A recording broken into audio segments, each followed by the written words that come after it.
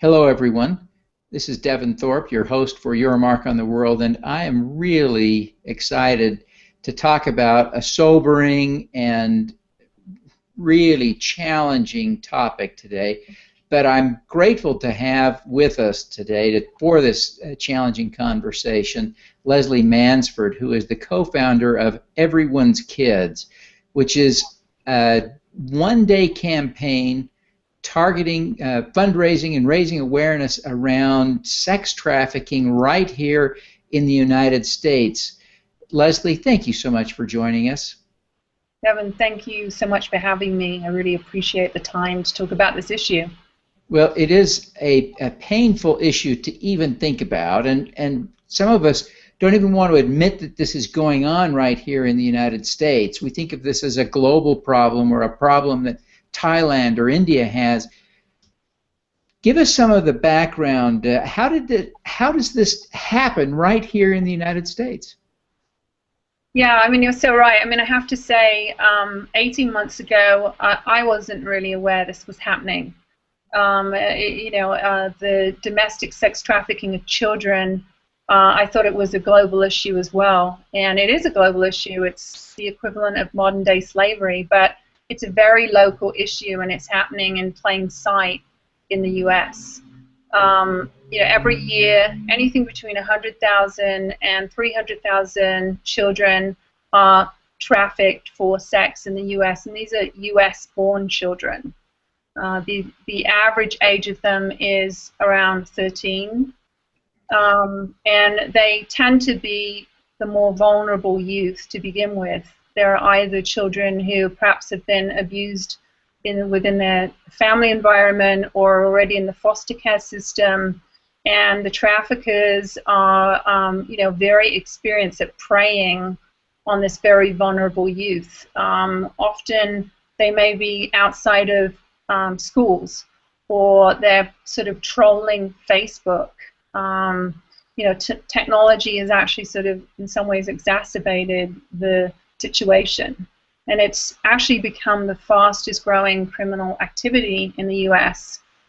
Because it's incredibly lucrative for the traffickers, and it's a lot less risky to get caught than something like drug trafficking. Are the girls typically trafficked to destinations within the United States, or are they being exported?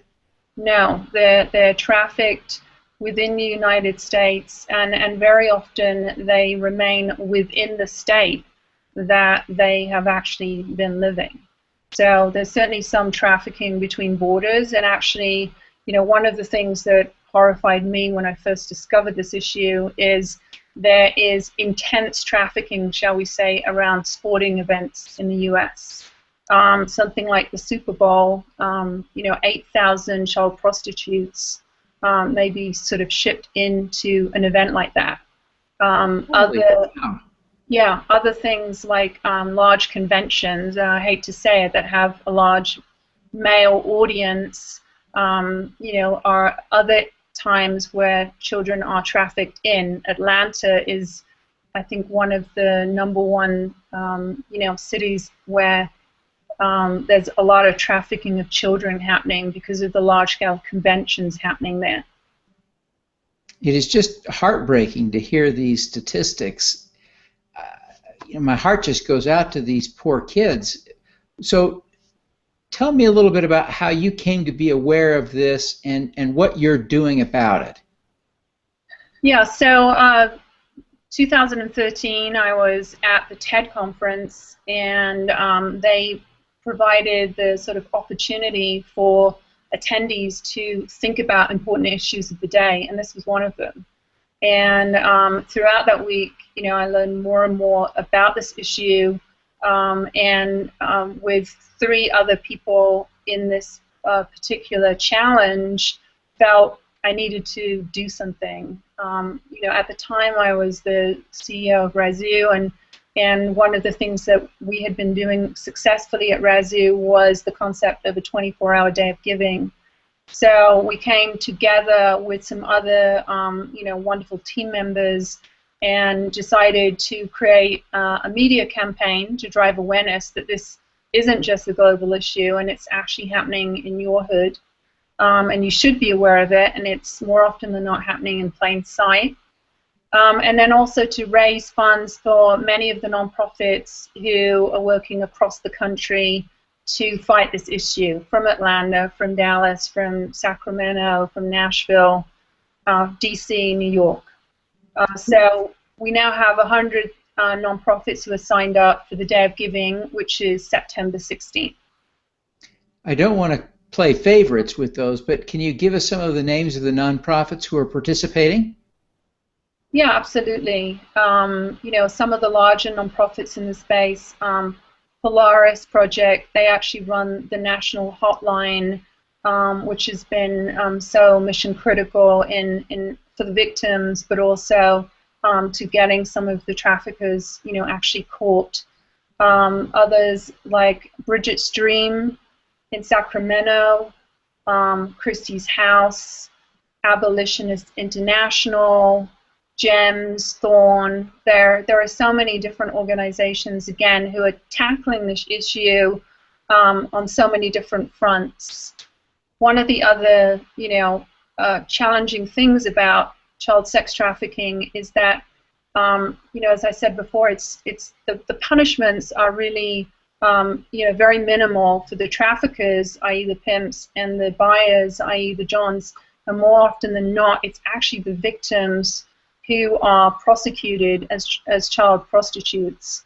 So there's so many pieces to this puzzle that need to be solved, you know, from a, you know, support standpoint, but also from a sort of legal standpoint as well. What are some of the things that the experts you're talking to are telling you that we should be doing in order to stop this? Yeah, I think, you know, again, what sort of really gravitated to me was, you know, just the lack of awareness that this is actually happening. And I think people, one, recognizing that and just being a little bit more vigilant. You know, as an example, I think, you know, with children at school, looking at kids who have, suddenly they have boyfriends who are perhaps, you know, they may be 14, their boyfriends are in their 20s. Perhaps they're being absent from school. You know, there's different signs, I think, where people can start to pick up on the, you know, that it's not actually, you know, normal behavior. But it is happening there, and I think we're just not so aware that that is really what could be happening. It is just tragic to think about, and I'm excited that you're doing something about it, that you're stepping forward to lead this effort, Leslie, so thank you. Tell us how people who are listening to this can engage, how they can learn more, how they can do something. Yeah, I mean, absolutely. Certainly if there's any nonprofits listening who are actively trying to fight this cause, then please reach out and be part of the Giving Day. All of us, I think, anyone who is listening can do something, and that might be as simple as just finding out the nonprofits in their community that are trying to tackle this issue, supporting them on the Giving Day, either by donating, by sharing, by fundraising. If there are any media that are listening, we are lucky enough to have Jesse Dillon, a filmmaker, putting together a public service announcement supporting this Day of Giving. So help with distribution would be amazing. We're lucky enough to have people like, you know, Clear Channel coming on board supporting the campaign. But anyone else who can perhaps come on board and help amplify it, you know, would be amazingly grateful. Well, fantastic. Leslie, thank you for your good work. Thank you for taking the time to be with us today. We're excited about what you're doing and wish you tremendous success on, is it September 16th? It's September 16th, and people should go to everyoneskids.org. Fantastic. Well, we will all do that. Thank you very much, Leslie. Thank you, Devin. All righty, let's do some good.